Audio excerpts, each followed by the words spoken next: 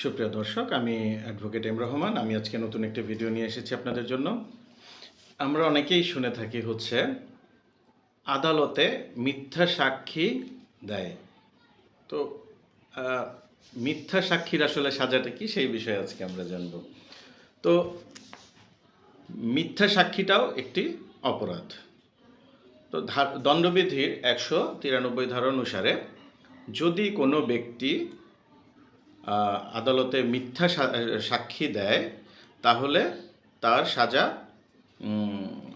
7 বছর পর্যন্ত জেল হতে পারে। তো মিথ্যা সাক্ষীটা তাহলে এই ক্ষেত্রে খুবই গুরুত্বপূর্ণ। মিথ্যা সাক্ষী এক ধরনের সাজা, এটা আমরা জেনে রাখলাম। আরেকটা বিষয় জানবো ধারা 194তে বলা রয়েছে, মিথ্যা সাক্ষী দেওয়ার ফলে যদি কারো মৃত্যুদণ্ড হয়, তাহলে যে মিথ্যা সাক্ষী দিয়েছে তারও